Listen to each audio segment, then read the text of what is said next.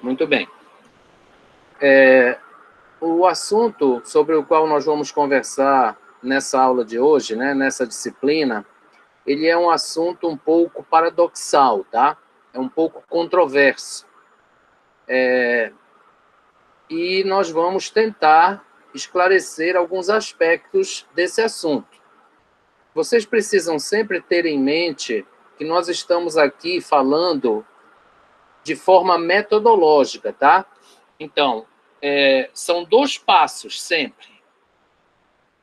Aceitar ou admitir ou ter consciência de que a situação existe e acontece. E o segundo aspecto é o tratamento metodológico daquela situação. Quer dizer, o que é que o professor pode fazer, metodologicamente falando, com relação ao aspecto que ele observou, correto? Então, nós não podemos, diante desse prisma de visão e de análise, nós não podemos pensar que nós estamos diante de uma situação, né, de um contexto em que quem tem que falar mais alto é a linguística e a sociolinguística. Não quer dizer que elas não estejam ali presentes, tá? Nós vamos ver daqui a pouco que certos aspectos desse ponto aí que nós vamos discutir, boa noite, Yasmin, acontecem de forma até natural, tá? De forma até inconsciente, porque eles vêm como uma herança lá do meio onde nós estamos convivendo, tá? Então, eles acontecem naturalmente e eles são aceitos, certo? A linguística e a sociolinguística, né? Elas aceitam essas manifestações. O ponto aí que nós precisamos entender é um certo exagero, né? Então, quando as coisas começam a acontecer de forma exacerbada ou exagerada, aí o professor precisa atuar, certo? Então, é mais ou menos como se você tivesse uma pequenina dor de dente, né? Aí você pega aquela pasta de xilocaína, passa um pouquinho lá, a dor melhora, você não liga. Dali a pouco, a dor aumenta, aumenta, aumenta, né? Até chegar em um ponto em que você tem que procurar o dentista para que ele possa resolver aquela situação. Então, é assim, existe um problema, né, uma situação qualquer, e o professor precisa decidir se vai aplicar um remédio ou não para reverter aquela situação. Então, essa tem que ser sempre a visão metodológica dos aspectos, né, das situações que nós vamos observando em sala de aula. Quantas vezes vocês já participaram, por exemplo, de uma palestra, né, ou de um seminário que algum aluno, algum professor está fazendo, né? E essa pessoa começa a dizer, tá, não sei o quê, não sei o quê, não sei o quê, tá, é porque não sei o quê, não sei o quê, tá.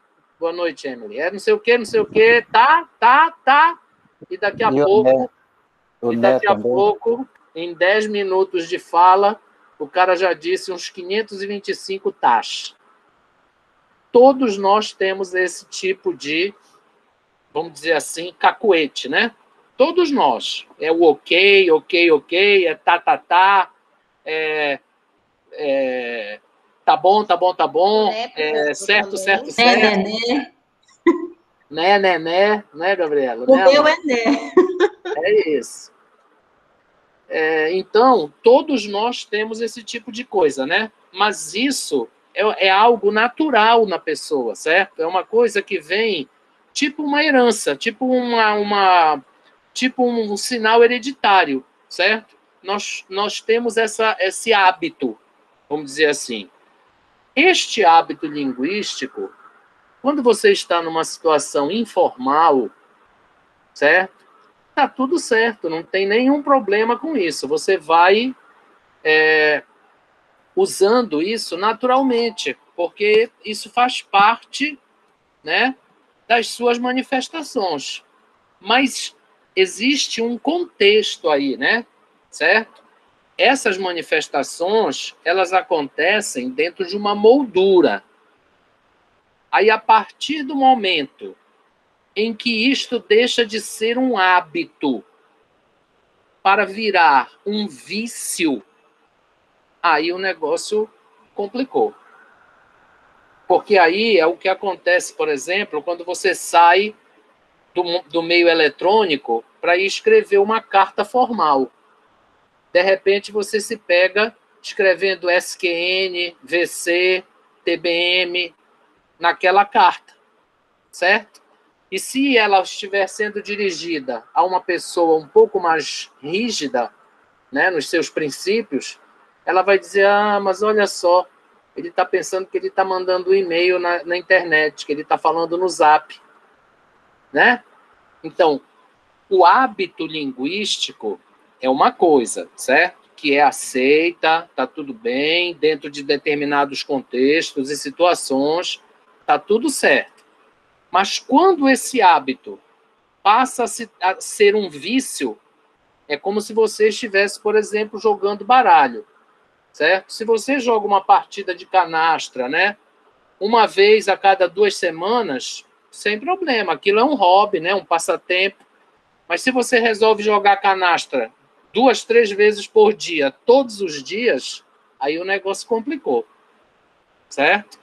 Então, é nesse sentido que nós precisamos conversar um pouco sobre esse aspecto que está lá no material de vocês desta semana, tá? Então, todos vocês já começaram aí a pensar, né, nesses cacoetes que nós temos e que muitas vezes saem da linguagem falada, onde a liberdade é um pouco maior, e acabam aparecendo lá na linguagem escrita, onde a gente precisa ter um pouco mais de cuidado, né? Quantas e quantas vezes você pega um texto e em 2, 3 parágrafos o aluno usou 500 que? É porque não sei o que faz, que vai, que não, que sim, que não sei o que, aí vai usando o que. Quando a gente percebe, a gente está diante de um texto, né, com uma cacofonia terrível, certo? Então, o que acontece? O problema aí é a postura do professor, tá? Porque nós sabemos que isso é natural, que isso vai acontecer. Então, é a postura do professor que aqui nos importa mais. Entenderam qual é o retrato da coisa? Né? A gente sabe que isso por exemplo, numa palestra, num seminário, né? Isso aí dói nos ouvidos da gente. E aquilo começa a ficar cansativo, né? Começa a ficar cansativo. E aí as pessoas na plateia começam a fazer brincadeira, né? Olha, tu contaste quantas vezes ele disse ok? Tu contaste quantas vezes ele disse tá? Então, é uma coisa que pode trazer consequências negativas, certo? Para a produção da língua portuguesa, né? E nós, na língua portuguesa, vocês sabem que temos várias oportunidades de criar esses cacuetes, certo? É o nenené, é o num, certo? Então, a gente vai aí, muitas vezes, produzindo essas coisas de maneira completamente distorcida do lugar certo para produzir. Se você estiver numa mesa de bar com os amigos, depois de umas 2, 3 cervejas, aí os cacuetes aparecem sem o menor problema, certo? Mas em outras situações, não pode acontecer. Então, eu vou mostrar para vocês uma folha agora, tá? Vou projetar aqui uma folha. Eu quero que vocês olhem, leiam o que está aparecendo lá, tá? Vocês têm 2 frases e uma imagem com um pequeno diálogo. Aí vocês vão me dizer qual é o problema que vocês veem ali, certo? E como que o professor pode atuar nessas situações, a partir do momento em que ele detecta, o que ele observa um problema dessa natureza, tá certo? Então, vamos lá.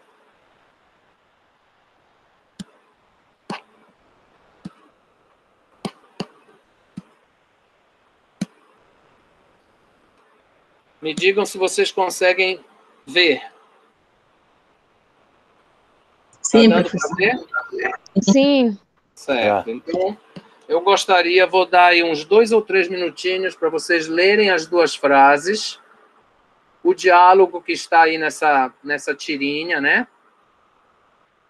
E me digam o que é que vocês acham que aconteceu aí.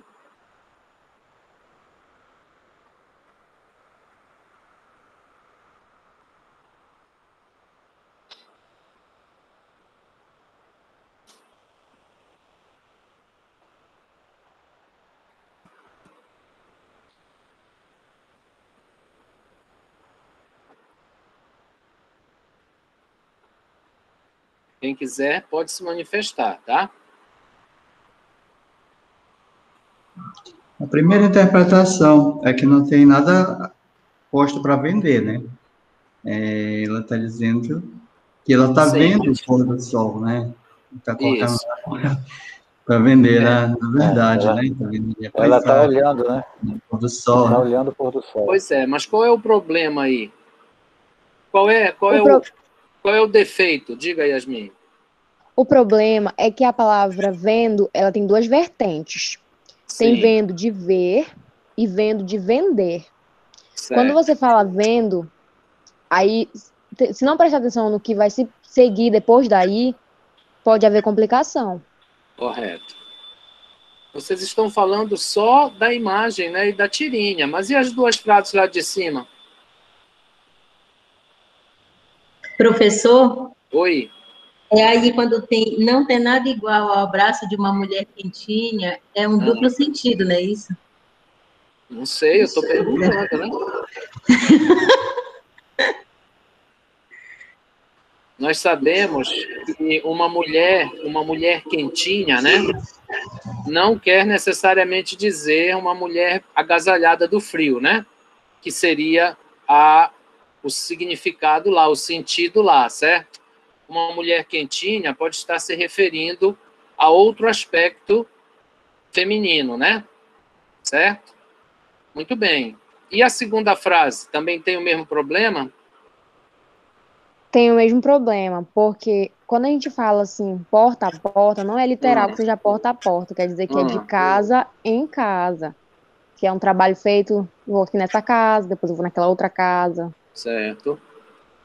Como, por exemplo, quando o IBGE manda o pessoal fazer censo, né?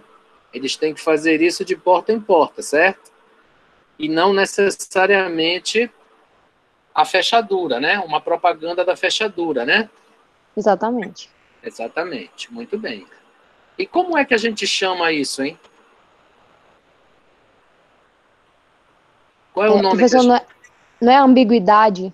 Isso, é isso mesmo. Então, nós sabemos, certo, que a língua portuguesa, ela é uma língua extremamente rica em elementos polissêmicos, correto? Ou seja, aqueles elementos que têm mais de um significado, correto? O mesmo elemento com vários significados. Só que essa polissemia, ela pode ser positiva ou pode ser negativa. Então, se você usa, né, um elemento polissêmico, como é o caso aí, tá? Que ele é a mesma palavra, certo? Mas com significados diferentes. Mesma palavra, né? Igualzinha. Então, quando você usa esse tipo de coisa de forma a provocar duplo sentido, duplo significado, né? Ou uma interpretação não muito clara, você está diante de um problema, certo? E nós já vimos aqui que isso é uma coisa extremamente frequente na produção dos falantes nativos de português, certo? Não só na linguagem falada, como na linguagem escrita. Então, aí, o professor ele precisa determinar se aquilo é uma manifestação linguística dentro de um arcabouço aceitável, certo? Se está dentro desta moldura em que nós podemos considerar ok, ou se aquilo vem acontecendo com muita frequência, tá? E aí o professor precisa interferir. Vamos ver, então, mais um pouquinho aqui da nossa figura, né? Eu vou mostrar para vocês uma última tirinha, só para a gente ver, né, a resposta da minha pergunta. Isso aí é uma questão que vocês sabem que os professores fazem muito com as crianças, né, nos primeiros anos, né? É aquela musiquinha. A Dona Aranha subiu pela parede. Veio a chuva forte e a derrubou. Isso é o professor, né, que começou a cantar e os alunos completaram a música. Aí o esperto, que sempre tem, vocês sabem, né? Diz assim: professora, com licença, preciso fazer uma pergunta. Quem a chuva forte derrubou? A Dona Aranha ou a parede? Certo? Então vocês sabem que essa musiquinha aí, né? A Dona Aranha subiu pela parede, veio a chuva forte e a derrubou. É muito comum, né? Da gente encontrar aí nas séries iniciais. Mas é uma música que traz uma situação dúbia, certo? Boa noite, Rose. Então, quem foi que a chuva derrubou? A parede ou a aranha? Então, a gente tem essa dupla interpretação. E, olha, vocês vão se surpreender com a quantidade de vezes, tá, que a gente vê esse tipo de problema nos textos de português que os alunos escrevem. Porque isso aí é algo natural, entendeu? E aí, com essa coisa de que a linguística veio dizendo, olha, pode ser, não é problema, tem cuidado, que pode aceitar, os alunos começaram a escrever e a falar isso em qualquer momento e de qualquer forma. E nós temos muitos exemplos aí nos quais vocês podem pensar, né? Por exemplo, os pleonasmos. Né? Então, eu vou descer para baixo, eu vou subir para cima, eu vou sair para fora. Dentro dessa visão linguística, tá? Isso aí pode acontecer sem grandes problemas. Tá? Porém, é dentro desta moldura. Não é de qualquer maneira e em qualquer momento. A troca do AM pelo AOTIL e vice-versa, tá? Que são vícios característicos dos alunos de língua portuguesa e de alguns falantes mesmo da língua portuguesa. Então, nós, como professores, nós já temos uma certa antecipação disso daí. A gente já sabe que isso vai acontecer. Um outro aspecto, por exemplo, é quando você está escrevendo um artigo científico, um trabalho de conclusão de curso, e a pessoa vai usando agente. Né? Com alguma sorte, ele usa o agente separado, mas às vezes ele usa o agente junto. E em um trabalho como este, tá? Por exemplo, o TCC, que vocês vão escrever lá no final do curso, um artigo que você vai produzir, esse tipo de linguagem não é apropriada. Então, isso é um vício, né, de linguagem, tá certo? Um outro problema, um outro exemplo que eu posso mencionar a vocês, é algo que é bem recente. Há alguns poucos anos, os professores de redação, de cursinho, de processo seletivo de vestibular, resolveram ensinar para os alunos uma palavra que é además. Vocês com certeza já ouviram falar. Aí os alunos começaram a achar aquela palavra bonita. E os professores foram deixando aquilo crescer. Hoje, as pessoas estão usando a palavra además em redações, em textos, da maneira mais banalizada que vocês possam averiguar. tá? E muitas vezes não é o lugar apropriado para o uso da palavra, certo? Então, esse é um outro problema. Então, às vezes, o aluno está lendo um livro, né? Aí encontra umas palavras bonitas que ele acha bonita, especialmente hoje que ele pesquisa no Google, né, para ver o significado da palavra. Aí ele vai para a sala de aula e começa a usar aquela palavra porque ele achou bonito. E aí é uma coisa que ninguém entende, é uma palavra que nunca ninguém ouviu falar. É um vocabulário absolutamente passivo, né, não frequente ou específico de um jargão qualquer. Mas ele achou bonito. Aí ele começa a usar. E aí o professor não interfere, vai deixando. E aí aquilo vai acabar virando um vício. Certo? Então, da mesma maneira que você pode querer usar, você conversa muito com a sua avó, com seu avô, que já são idosos, né? E eles vão usando alguns termos e algumas expressões que já são completamente ultrapassadas. Aí o aluno acha aquilo lindo, né? Aquele esperto que quer aparecer na sala de aula, chega lá e começa a usar aquilo nos textos, né? Aí o professor diz assim, mas que expressão é essa? Que palavra é essa? Nem eu conheço. Aí ele vai dizer, é do tempo da minha avó, do meu avô, que eu achei bonito. Então, esse tipo de problema é muito frequente, gente. Muito mais do que vocês imaginam. Muito bem.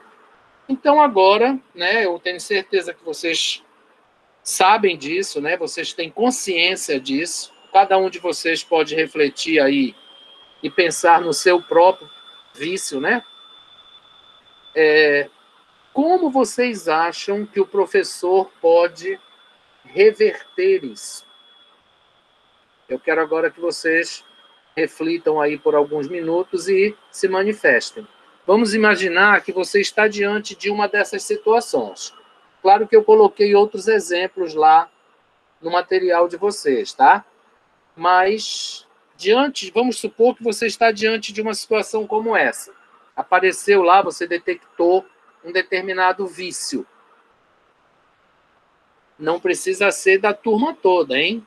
Pode ser que seja de 2, 3 alunos, certo? Mas vocês já sabem que uma laranja podre estraga o saco. Então, aquilo pode contagiar a turma toda, certo? Então, como vocês acham que metodologicamente o professor pode interferir ou reverter isso? A partir do momento em que ele detecta isso, como um vício. Eu acredito que talvez a solução seja apresentar outras formas outras formas de falar, por exemplo, outras opções, assim, se a pessoa tem um vício de linguagem, por exemplo, como citaram, né, tá, se ela tem algum vício, assim, eu acho que o professor poderia apresentar outras opções, assim, né, Certo. para mostrar para o aluno, olha, existem, tudo bem, tem isso aqui, né, mas também tem essas outras formas. Né? Muito bem. Obrigado, Leonardo. Mais alguém? Diga, Gabriela. Eu me lembrei agora, sempre que eu converso com a minha mãe, eu digo muito aí depois, aí, e aí todo tempo ela me chama a atenção, ela fala, Gabi, troca. Por outras palavras, porque fica muito repetitivo. E realmente, como o Leonardo falou, orientar os alunos de como eles poderiam falar mais substituindo esse aí, esse né, esse tá, esse tipo que é muito, meu Deus do céu, que eu mais ouço, tipo que, tipo aquilo, trocar por outras palavras, né? Para sair dessas que são muito frequentes, são muito repetitivas e acaba ficando feia. Muitas vezes no momento da sala. Tem aquele, eu me lembro na época de escola, né, no ensino médio, o professor chamava a atenção para a gente não falar tipo assim, porque os alunos falavam muito tipo assim. Tipo assim, é bonito, né? Os adolescentes falam muito, tipo assim, é isso mesmo. Muito bem pensado. Mais alguém? Alguém tem alguma opinião diferente? Professor? Oi. Por exemplo. Tá cortando a tua fala, Amanda. Peraí, melhorou?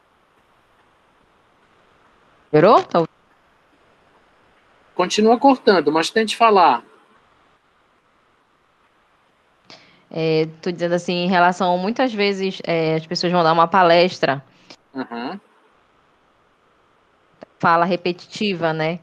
A gente Sim. percebe que às vezes é muito mais nervosismo do que um vício, né? Sim. Eu assisti mês passado a apresentação de TCC da minha prima. Ela tava muito nervosa, ela falava muito né. Aí eu fiquei tipo aquilo, eu vou conferir quantos nés essa menina vai falar.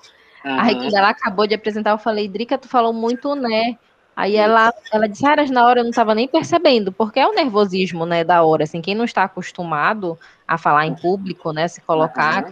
acaba cometendo esse vício. Isso. Outro termo que me incomoda demais é muita das vezes. Uhum. Nossa, o povo adora o muita das vezes. Pois é. O pior é dizer o muita, né? E não muitas das vezes, né? Mas aí, É isso. Muito bem, Amanda. então Obrigado.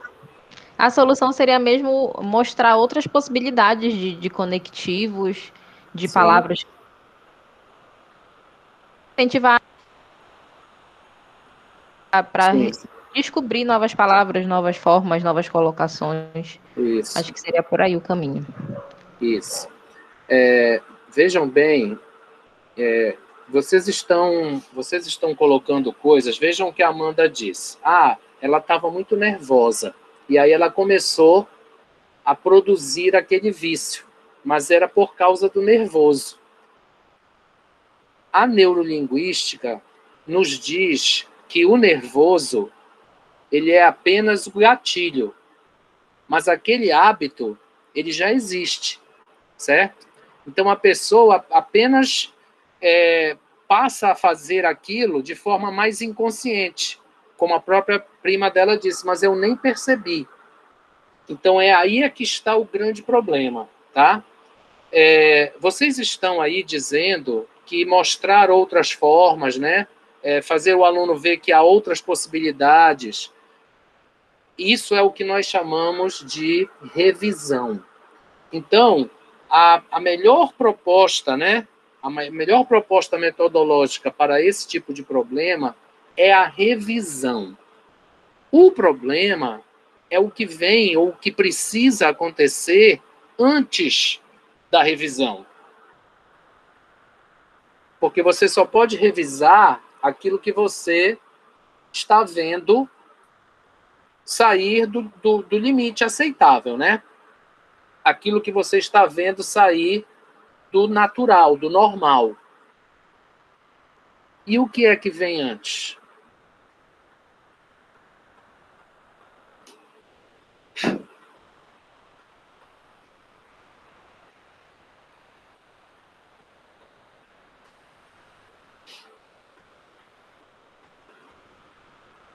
Vejam, se você vai a um médico, certo? Reclamar de algum sintoma, o médico muitas vezes precisa pedir alguns exames, né? E só depois desses exames é que ele fecha o seu diagnóstico e lhe manda tomar ou lhe prescreve um medicamento.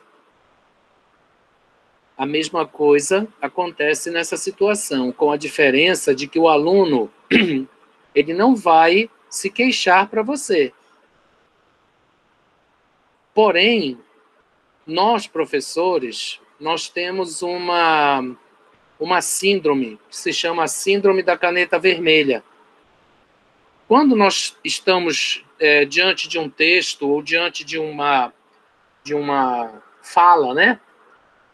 Nós ficamos um pouco displicentes.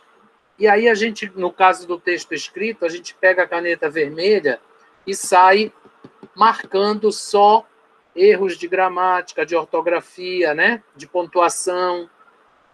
E nós esquecemos de pensar ou de lembrar dos vícios de linguagem, que também precisam ser tratados.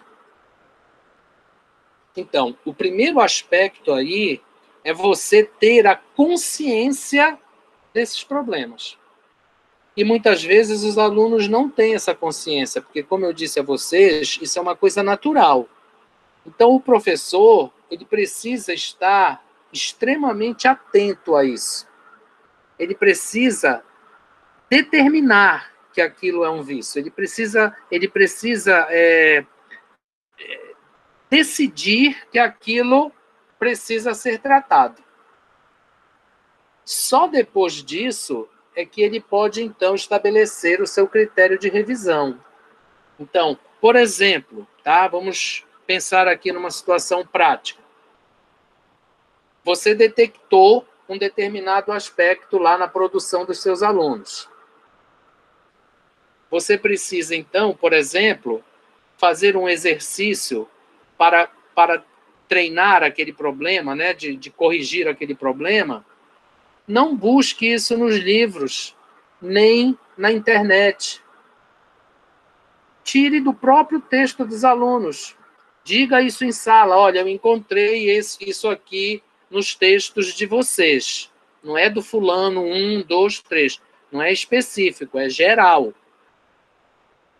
E aí vocês podem pedir ao próprio aluno que discuta isso com vocês.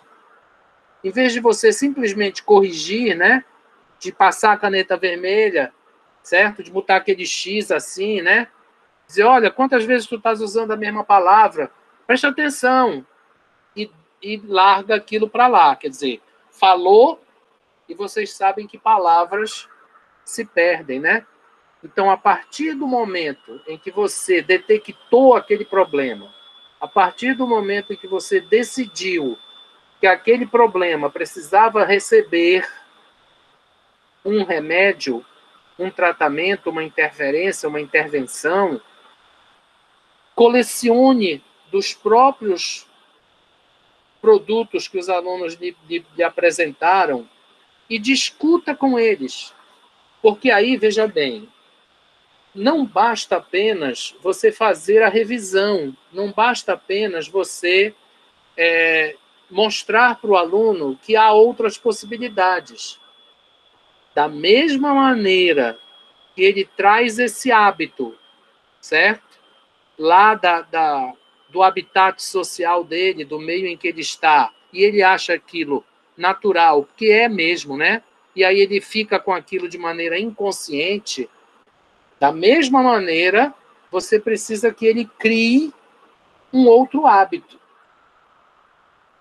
Você não vai interferir em tudo que o aluno diz e nem em tudo que o aluno produz, hein? Tá? Porque, como eu já disse, em determinadas situações, isso é aceitável.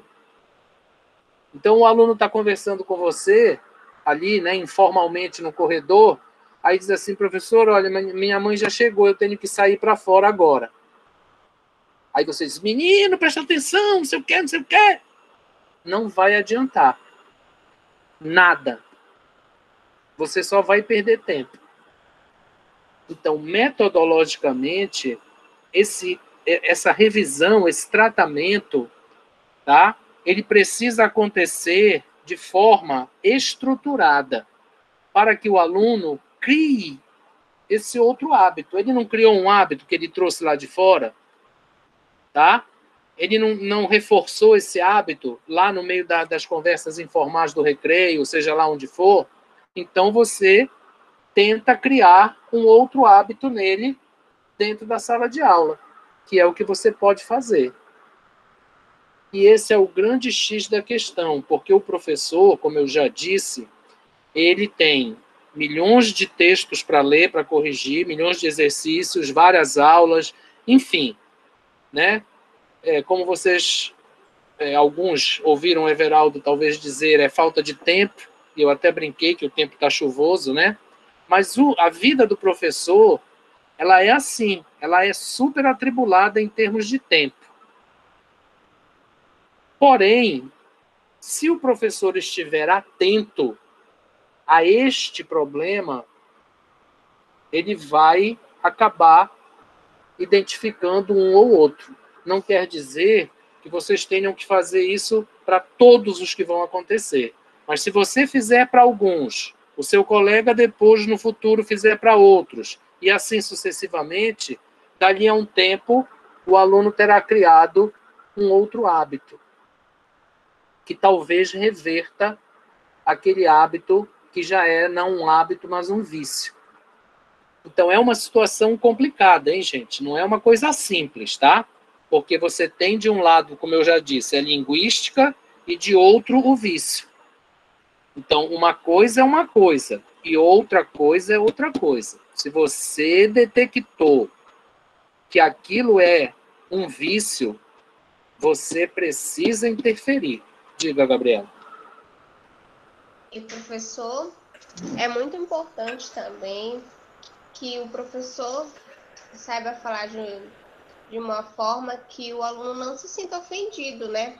Corretamente. Porque, de repente, por exemplo, o professor percebeu ali que ele falou ou uma palavra errada, ou aquele cacuete, né? E aí, rapidamente, ele vai corrigir o aluno. Aí o aluno pode se sentir desconfortável, né? E Sim. acabar se chateando. Então, Correto. ele deve tomar todos os cuidados para poder trabalhar, verificar, né? Esses pontos aí. Foi por isso que eu disse a vocês, tá? Não deve ser uma coisa nomeada, certo? Não deve ser uma coisa específica, individual. Faça isso como um exercício com toda a turma. Você não precisa dizer quem fez ou quem cometeu tal vício ou quem tem o vício. Você coleciona, certo? E aí faz um exercício na sala, correto? Discutindo com os alunos. Não é apenas você riscar com a caneta vermelha ou você corrigir o aluno de maneira imediata e individual e na frente de todo mundo. Então, o professor ele precisa ter essa sensibilidade, né? Você detectou, colecione alguns exemplos que você tira do próprio texto do aluno, da própria fala do aluno. E aí, faça nos 10, 15 minutos de aula um exercício com essa coleção que você tirou. Vocês já ouviram falar nas tais pérolas que os alunos fazem? Muitos professores costumam usar esse termo. Olha, a minha sala está cheia de pérolas. Quer dizer, são aquelas manifestações que o aluno tem de forma em que o aluno produz de forma incorreta ou de forma inapropriada. Agora, vocês nunca podem se esquecer, correto, de sempre estar esclarecendo ao aluno esses dois aspectos, porque, como eu já disse a vocês, quando ele sair da sala de aula, que ele chegar lá na rua, lá no meio onde ele vive novamente, que ele ouvir de novo tudo aquilo, ele vai entrar em choque e em conflito. Foi por isso que eu disse, é uma situação paradoxal. Então, você precisa ter esse parâmetro, certo? Então, o aluno está conversando com você no corredor, tá lá na porta da sala. A mãe chegou, ligou no celular e disse, já estou aqui. Aí o aluno disse, professor, olha, minha mãe chegou, eu tenho que sair para fora rápido. Você não vai puxar o aluno pela camisa para corrigir e fazer ele dizer para você, professor, eu tenho que ir agora. Desculpe, a minha mãe chegou, eu tenho que ir agora. Ela já está lá fora me esperando. Porque isso aí, naquele momento, naquela moldura, não vai resolver nada, não vai ajudar o aluno. E aquilo que ele disse, de acordo com a linguística e naquela moldura, não traz problemas. Certo? É um pleonasmo vicioso, porém, que naquela moldura, naquele momento, não causa problemas para a comunicação e para a manifestação. Certo? Agora, você ouviu ele dizer, então você faz uma anotação daquilo. Certo? No outro dia na sala, ou daqui a umas 2, 3 aulas, dentro daquela coleção que você vem fazendo, você então aborda, explica, mostra que sim e que não. Mostra que aquilo é A e aquilo pode ser B e que é o problema quando ele é B. De forma grupal, quer dizer, com todos os alunos, e não de maneira individual e nomeada. Ficou claro, gente, isso para vocês? Diga, Cleidson. Professor, porque eu entendo essa ideia de, digamos, como, por exemplo, o exemplo que o senhor deu do aluno estar saindo de sala de forma imediata e não dá para explicar para ele. Mas, assim, olhando por outro lado, eu não poderia dizer que esse impacto, digamos, esse meio, essa situação diferenciada, no caso, não traria um maior clareamento para o aluno, tipo, ele iria pensar sempre naquela situação por ser, digamos, uma situação não tão comum de o professor falar para ele, de o professor explicar para ele. Como, por exemplo, eu pessoalmente fui aprender a diferença de mais com i e mais sem i, assimilando com o but e o more, que eu fui fazer uma pergunta onde não tinha relação nenhuma com o mais com i e o mais sem i, era uma outra pergunta que realmente não tinha nenhuma relação com isso. E foi me explicado, me responderam e me deram, digamos, um puxão de orelha nesse mais com i, nesse mais sem i. E desde então eu assimilo, digamos, eu entendo que o mais com i e o mais sem i por causa daquela situação específica, entende? No caso, se provavelmente fosse ensinado em sala de aula, naquele padrão comum, a probabilidade é que eu não viesse a me lembrar. Deu para entender mais ou menos? Sim. Só que você precisa lembrar que se você estiver em uma conversa informal com seu professor, a não ser que exista uma intimidade ou uma liberdade grande para o professor fazer aquilo daquela forma ou dessa forma que você falou com você, está tudo certo. Porém, vamos imaginar que você faça isso com esse aluno que está saindo lá na porta da sala, no corredor, e que outros alunos ouçam. Eles vão, com certeza, fazer piadas com o colega. Olha, falou errado, o professor te corrigiu, não sei o que mais. E vocês sabem que hoje isso é uma coisa muito perigosa. Além do que, se ele fez aquilo, se ele teve aquela manifestação, é porque ele ouve isso em algum lugar, né? Ele vê isso em algum lugar. Então, para ele, o fato de você ter dito aquilo não vai ajudá-lo, porque ele vai dizer assim, é o professor, ele tem que dizer isso mesmo. Mas eu ouço isso em todo lugar, eu vejo todo mundo dizer assim, eu também vou continuar dizendo. Não vejo problema nenhum.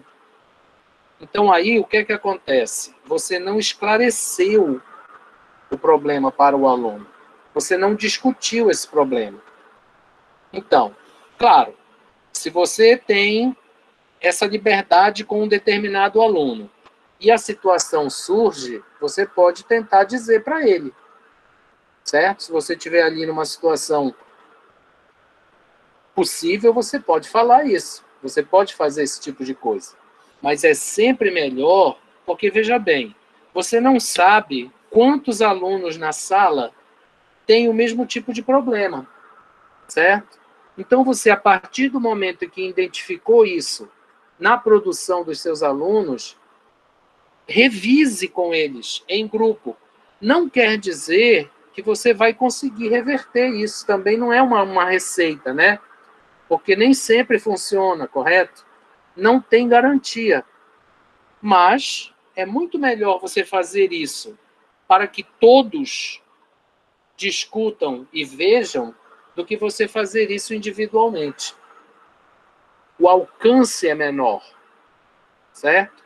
E você tem que pensar sempre nos seus alunos como um grupo, tá? Embora de elementos individuais, mas um grupo. Então, quando você detecta isso, ou a partir do momento em que você detectou esse problema, ou algum problema, colecione, certo? Mesmo que seja um só. E na aula seguinte, você discute com os alunos, revise o problema, tá? Mostre para ele que há outras formas, ou que há outra forma de expressar aquilo. e fique na esperança, né, na torcida de que aquilo possa ir melhorando. Sempre fazendo a mesma coisa. Toda vez que você... O problema é apenas que o professor, ele não detecta, entendeu? Ele passa disso batido, ele não fica atento para isso. Pois não, Cleidson, pode continuar. Só um minuto, Cristiano. Então, digamos, a melhor forma de poder abordar esses assuntos com os alunos não seria, no caso, falando na hora, mas poderia dizer que seria trazendo assimilações do cotidiano, que os alunos cheguem a assimilar de uma forma melhor. Como por exemplo, do menino. Eu não iria abordar ele naquele exato momento, mas no dia seguinte eu iria falar Sim. daquela cena que o próprio aluno ia refletir, ia lembrar, no caso. Olha, o professor foi bacana, né? Ele ouviu e agora ele está tentando me ajudar. É isso mesmo. Até porque, vejam, vocês sabem que isso acontece muito, né? Mas pode ser que você se encontre com uma turma que não tenha tanto problema dessa natureza, certo? Então, você não pode antecipar isso. Você identifica, né? Observa, e aí faz a discussão e a revisão daquilo que você considerar vício, exagero, tá? Porque se não for, também não tem por que fazer. Porque há coisas, como eu disse, que dentro de certos critérios, né? Dentro de certa moldura, é aceitável. Diga, Cristiane. Professor, Pois não. eu entendo assim que, de repente, até o professor, realmente, ele identifica esses problemas, mas, assim como o senhor falou, com tantos conteúdos programáticos a cumprir, ele não tenha tempo, entendeu, de trabalhar com a turma. E outra coisa, para que seja alcançado, né, esse êxito, eu acho que deveria, assim, ser uma coisa trabalhada de professor em professor, teria que ser um trabalho contínuo. Sim. Teria que ser o pensamento de todos, então. Sim. É isso. É aquela história, né? Água mole em pedra dura, tanto bate até que fura. Então, todos teriam que fazer a mesma coisa. Mas, como nós sabemos que não é assim, você faz a sua parte. E, como eu disse, fica na esperança de que aquilo possa ir evoluindo. Tá bom? Mais alguma pergunta ou mais alguma dúvida? Algum outro comentário? Eu estou tirando a tela.